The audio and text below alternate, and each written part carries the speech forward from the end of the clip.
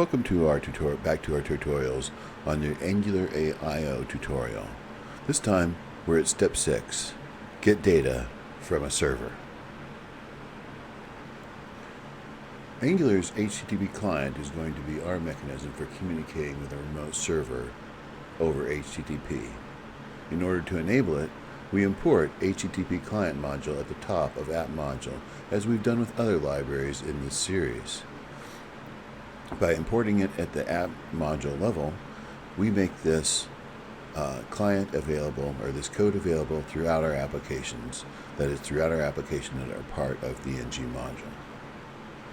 Through HTTP client, we're going to do all HTTP requests.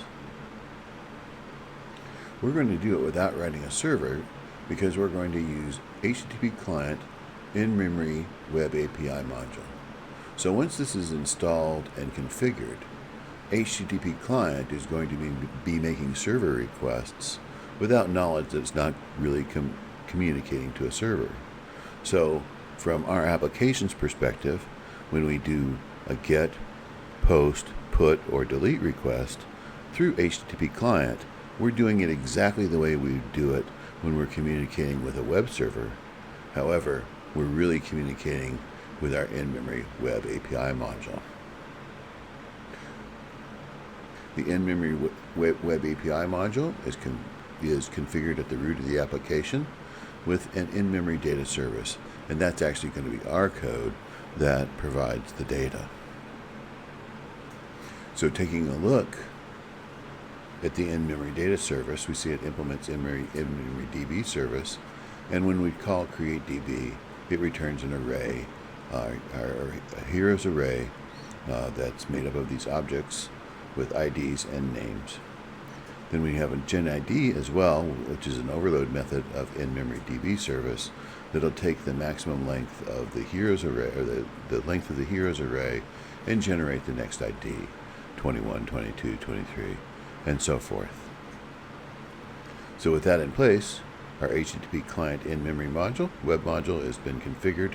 It has an in-memory data service that we've provided, which is in turn returning a simple array that's quite familiar to us right now, the heroes array. The next step is to modify heroes service with the HTTP client and HTTP headers. Now its constructor injects an HTTP client and our familiar message service. In HTTP options is an object that is in turn constructed with the headers property set to an object of HTTP headers, which has our content type as application JSON. This is a typical HTTP header. Now let's look at our HTTP methods. So the get method, get heroes, returns an observable. Remember that an observable needs to be subscribed to and is an asynchronous method. It is a templated class here, indicating that it returns an array of heroes. HTTP is a private data member that's an HTTP client. Here we're using the get method, again with our template, and calling this.heroes with the heroes URL, and then the pipe method. The pipe method is used to route the output of this method in various places. The tap, for example, is a read method allowing us to log the fact that this occurred, that we fetched heroes. This log method in turn is going to use the message mechanism to let the application know what happened. In fact, that's happened already here, as you can see in the browser over here. If an HTTP error occurs, this catch error will be invoked. Calling this.handleError, we'll look at that later, which will document what method had the error occurred, and then an empty result of the get operation. So after get heroes, which returns the entire array, we also have get hero, which returns a specific hero, also an observable, and this time adding the ID at the end of API.heroes. So get hero URL is going to pass that URL down to the method, including the ID of the hero that we need. The pipe method mechanism works the same as before, with the tap reading the message and essentially using it for a log, and also a catch error defined in case an HTTP error has been encountered. The post method here is add hero, where we're going to add a hero, also returning an observable of the hero type. We call the HTTP post verb, specifically on hero, passing the URL, the hero, and HTTP options. The tap works the same way. That is, it's a read method that reads taps into the data transfer and allowing us to log it, and then a catch error method as well. The delete method would then finish the 4 HTTP verbs that we need to complete for our CRUD operation and complete our REST API, taking an ID number as a parameter. Most of the mechanisms are the same, and here we're calling HTTP delete. To review, the in-memory data service is turning all of those 4 post methods around and using the array that this returns and essentially acting on that array for the 4 CRUD operations.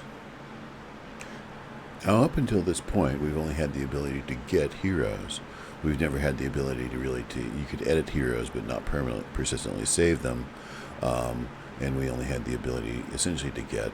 And so dashboard and heroes, those get methods, since we injected a service and that service exposed get methods, the mechanisms of which were transparent to the consumers, we've been able to change the implementation of get now to use these HTTP methods without changing the rest of the application. Now we do have some edit methods here. We have delete, and we also have add hero here as well. So we need to take a look at those. We also need to take a look at the edit hero functionality that we've also added in this step. To do that, let's look at the hero detail component. We'll look how a hero gets saved. I'll pick Celeritas and look at the name here, and we will change it slightly.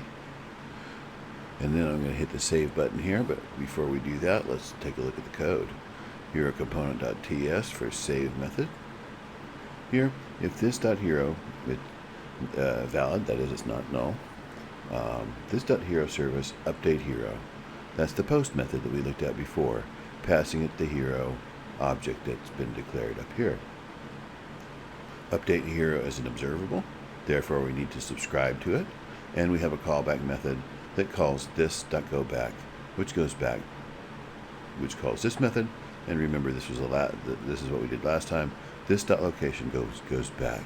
So now when I hit this, the go back button is essentially abandoned the editing changes, and the save button saves the changes and goes back. And we can see the effect of the changes here. The add heroes functionality has been added to the heroes list, and it's right here. So we'll add Popsicle, and we'll do add hero. We'll look at the code before we do that. So the editor has been added here in the button add hero button. So here's the editor here.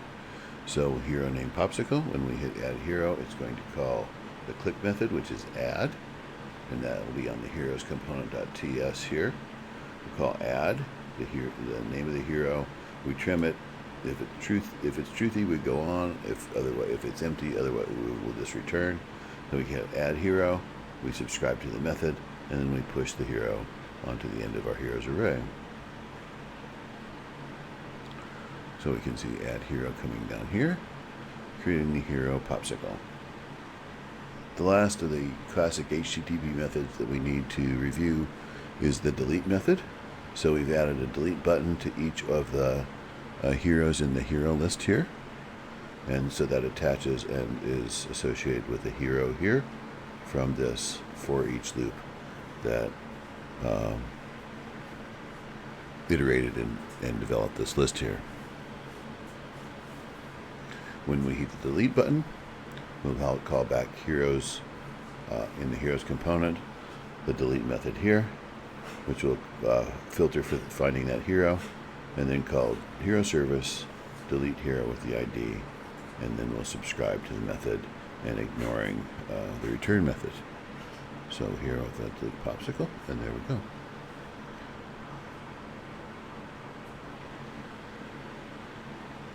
There's one final method that we need to review.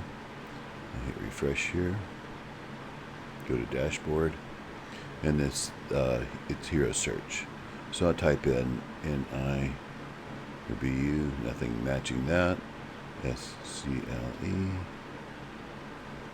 and there we have one hero managing Spluritus or Magneta. We'll try that.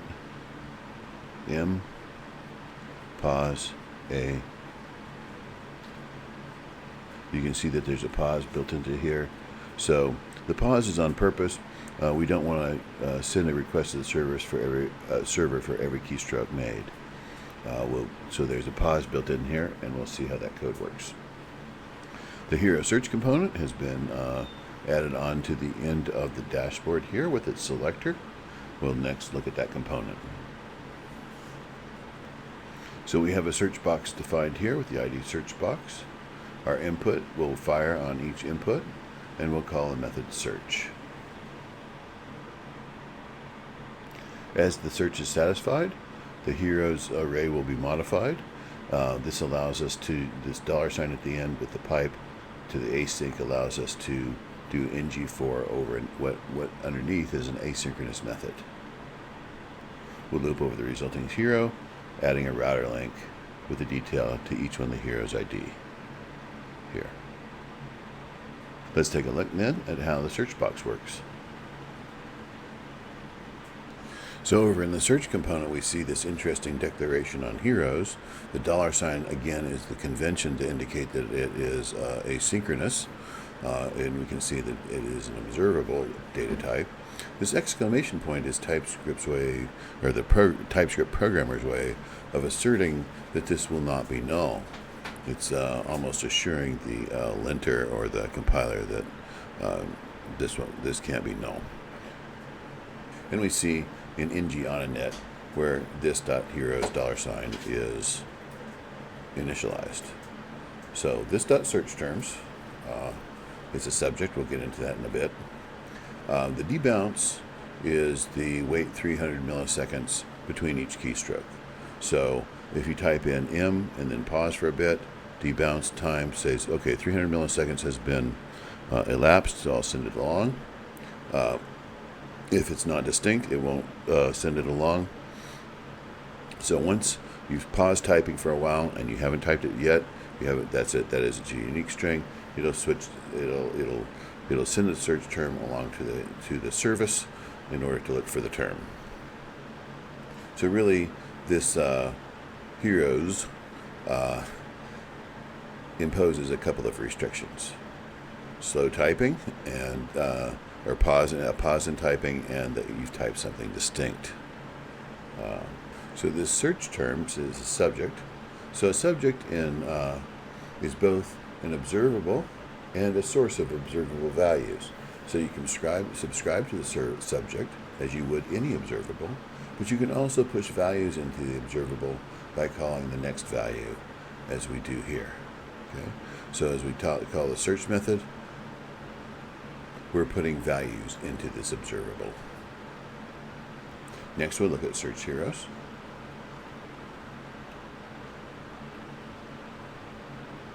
And if we trim the term and it's empty, we'll return an empty array. Again, as an observable, this of turns it into an observable. The rest of it looks pretty much like get heroes, except that it uses in a query string the name equal to search term. Okay, so a lot of sophistication in this application, and yeah. So I hope you're working along with these tutorials, reading the Angular I/O, and I think you'll be pretty far along in your study of Angular if you complete this. Thank you.